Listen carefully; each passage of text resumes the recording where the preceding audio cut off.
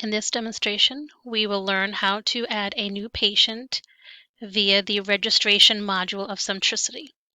This will be a full reg, touching all elements of the registration for the patient. In the previous demonstration, you learned how to create a mini reg using the scheduling module to find your patient and create that patient. Now we're going to apply some of what we learned and create the patient via the full registration. Similar to the scheduling in looking for your patient, we will identify patients via the registration. Start by selecting the registration module. Again, these are your find patient options: name, social security number, date of birth, phone. As in the previous demonstration, finding patients with ease by utilizing one method at a time. Start by using the date of birth. If no results are found from date of birth, move to another selection, such as social security, phone, or name. Remember not to use two methods at once. That could prohibit you finding your patient. Another trick to remember: your status is always set to active.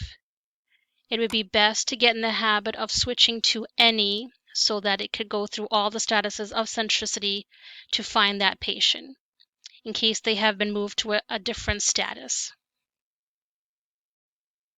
When you are confident you have used all the methods and are ready to create that new patient, go ahead and select the new option in the bottom left-hand corner. We are now brought to the new patient registration.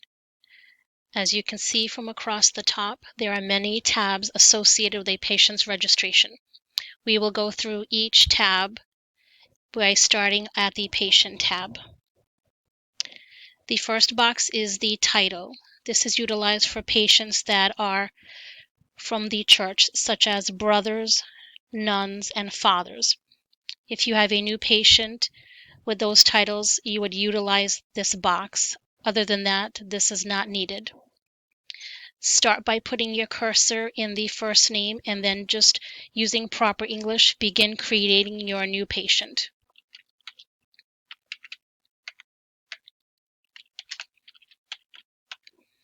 If the patient is a gentleman that has a suffix such as junior, senior, or Roman numerals such as first, second, or third, you can utilize that here in the suffix. The preferred box would be if a patient likes to use a nickname, such as legal name is James but likes to be called Jim. Legal name is Madeline but likes to be called Maria. In these instances, you can certainly use the preferred name for the patient. Moving along to birth date.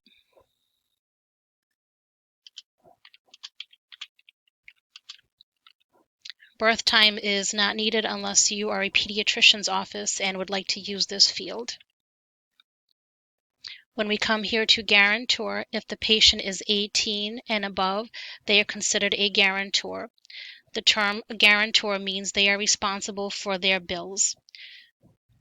If there is a situation where the patient cannot get a bill, then certainly we can work with the patient and make a parent or next of kin responsible. But typically, once you turn 18, you are considered an adult and should be listed as the guarantor of the record. Marital status. As we're moving along, anything with the asterisk would be considered a required field.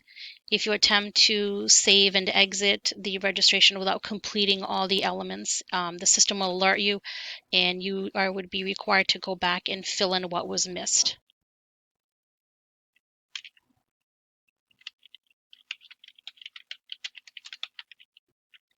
As I'm moving along, I'm just hitting my tab key. As you can see, it skipped over the city and state and immediately went to the zip code. This is a field that you can just punch in the numbers and the city and state should populate automatically for you. No need to free type. if typing in the zip code did not produce any information,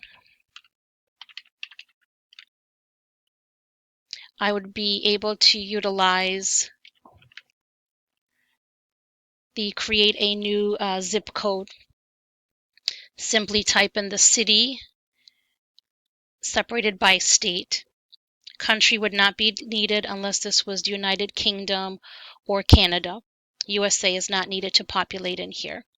If you know the area code, you can populate that as well.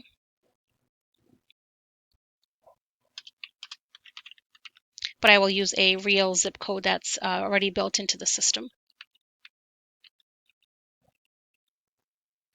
Moving along, we have 3 phone number fields. Anything that gets inputted in here, you can utilize the drop down to determine what is the designation of this phone number. Most popular is cell, but we do have home, work, relative.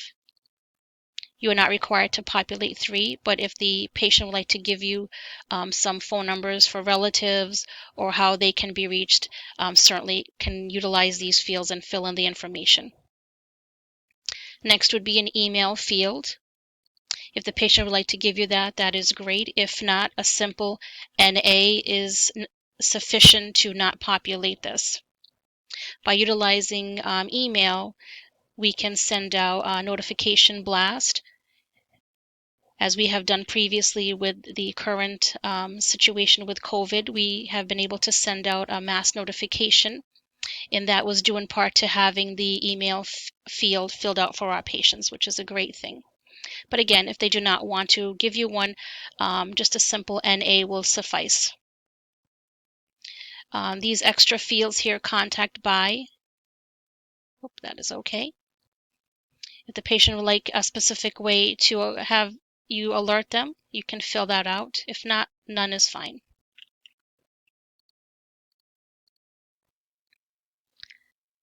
Moving along, I'm just going to move over to the right-hand side. Gender, sexual orientation is not necessary. Moving along to Social Security.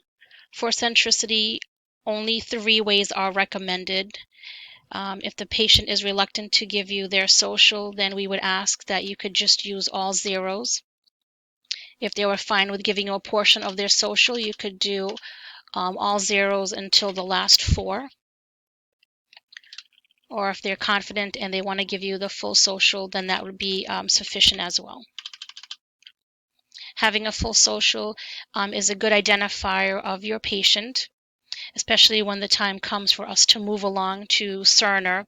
And as we are uploading several applications into one database, the more matching fields, the better. So if the patient would like to give you their full social, that would be a good thing. If you try to populate a social that belonged to another patient, then you would get a pop-up that said this social is already in use. And all I did was enter my social and hit my tab key, and then you will get this pop-up. If you get this pop-up with a real social, do not ignore it. Maybe have a coworker look it up to see if you're utilizing a social that does belong to a real patient. But in the case for the zeros, you can just bypass that and hit OK. As soon as a new patient is created, you will get the Centricity ID number to fill in automatically. No need to do anything with this box. The MRN field, we like to populate with the Meditech 6-digit number that correlates to their account number with Meditech. If you happen to have a piece of paper with that information, you can certainly fill in this. Again, another matching feature for your patient. Responsible referring provider and primary care. These boxes should be utilized if your office is a primary care. If you are a specialty office, then the only boxes you should be filling out is referring and primary care for the outside provider that referred your patient to your office. If you see information from a specialist name in responsible provider, you should immediately get in the habit of removing that. We do not want to make a responsible provider a specialist. These are only to be used for our primary cares.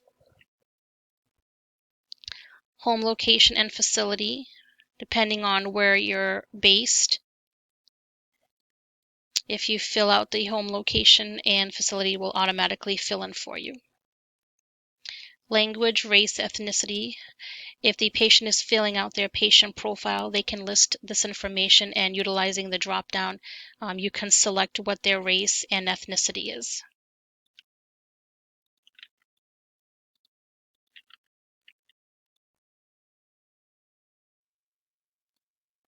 Unless they have two races listed on their patient profile, no need to fill this out and no need to duplicate the same thing in box 2. One race and ethnicity would be enough to capture the information we need. Moving here to the furthest right, patient status is active unless they become deceased. When you select a deceased patient status, your date of death box will open up and you can fill in the appropriate information. This completes the patient tab of Centricity, and we're going to move along to the next tab. As a noted piece here in registration, we do not make patients sensitive.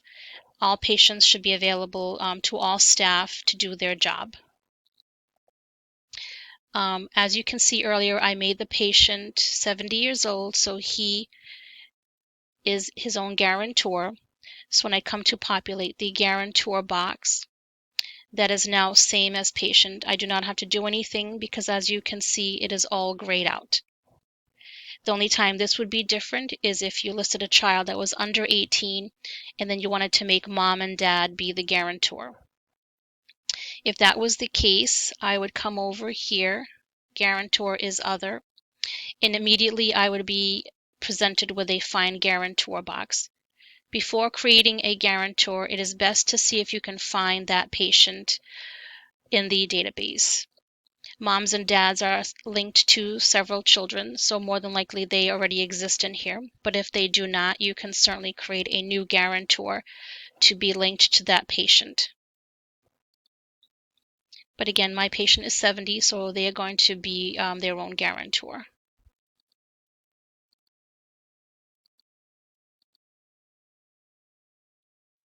Perfect. Guarantor same as patient. Moving along to the additional tab, this is where you would find some miscellaneous information. These are not necessarily needed to be filled out, but these are what I call niceties. They're nice to have. Starting with referral information, this is where you could track how a patient found out about you. If this is something your office is doing, you could utilize the drop down and select how the patient heard about your office. Moving along to employment information. If you have several workers' comp claims that you deal with in your office, this may be a beneficial tool to fill out the patient's employer to have on hand if you needed to reach out to them. Student status, again, nice to have, but not necessarily something you have to fill out. Authorizations, these are required fields. Even though there is no asterisk, you would be required to fill these out upon the patient signing their patient profile. And it would just be a matter of simply selecting the binoculars and selecting the appropriate title.